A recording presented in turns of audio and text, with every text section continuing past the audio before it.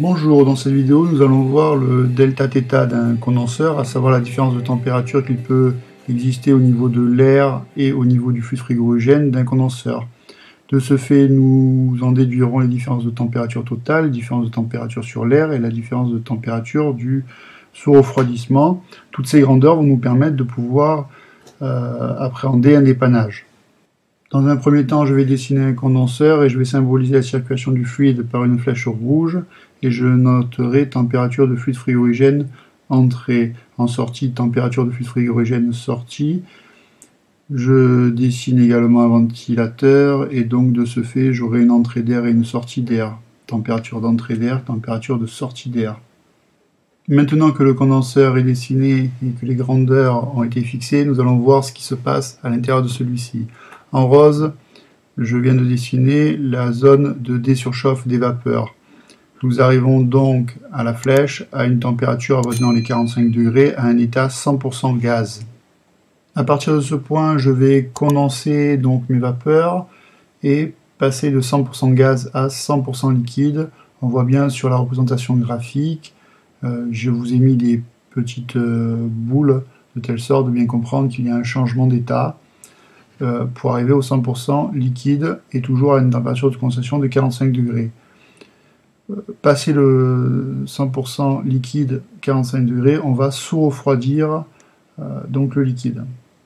Pour mieux comprendre l'échange thermique qui se produit au niveau du condenseur, nous allons donc mettre des températures sur la représentation graphique. Nous allons dire que nous rentrons en fluide frigorigène à 70 degrés Celsius pour sortir à 40 degrés Celsius. Et nous allons partir du principe que nous rentrons avec une température d'air de 30 degrés. Et cet air va donc se réchauffer au contact de l'échangeur pour sortir à 36 degrés Celsius. Une fois toutes les températures établies, nous pouvons convenir que nous avons une température de fluide frigorigène au niveau de la désurchauffe des vapeurs qui est supérieure à la température de condensation. Nous avons bien une température de condensation au centre d'échangeur conforme au changement de phase. Et sortie échangeur donc du condenseur, nous avons donc une température qui est inférieure à la température de condensation puisque le liquide est sous-refroidi. Je vais donc maintenant vous apposer le graphique donc température en fonction de la longueur d'échange du condenseur, des différentes évolutions de température, que ce soit fluide ou air, au sein de ce condenseur. Et je vais y apposer les différentes températures qu'on a mis sur la représentation graphique. Nous allons maintenant exprimer les différents écarts de température qu'il conviendra de vérifier lors d'un dépannage. Dans un premier temps, nous avons l'écart de température d'air, qui est la température de sortie d'air moins la température d'entrée d'air. Ensuite, nous avons la différence de température totale, qui est la température de condensation moins la température d'air. Puis nous aurons dans un troisième temps la température de sous-refroidissement, qui est la température de condensation moins la température du fluide frigorigène de sortie.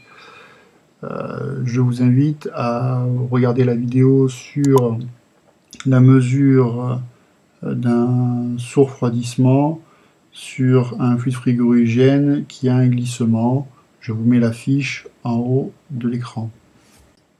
Nous pouvons calculer l'écart moyen de température entre les deux médians, à savoir le fluide frigorigène et l'air. Donc cet écart de température moyen va se caractériser par la formule suivante, à savoir la température de condensation, moins, entre parenthèses, température de sortie d'air plus la température d'entrée d'air.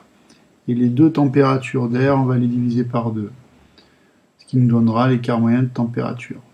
Nous pouvons donc dire qu'en règle générale, nous devons avoir une différence de température donc pour le sous-refroidissement entre 4 et 8 degrés Celsius, une différence de température sur l'air comprise entre 5 et 10 degrés Celsius, et un delta T total entre 10 et 20 degrés. Toutes ces différences de température devront être contrôlées pour garantir un bon fonctionnement de l'installation. J'espère que cette vidéo vous aura permis de mieux comprendre l'importance des relevés de mesure, afin de pouvoir effectuer un dépannage le plus rapidement possible des installations. N'hésitez pas à regarder dans les playlists d'autres vidéos qui pourraient vous convenir. Et je vous dis à une prochaine vidéo.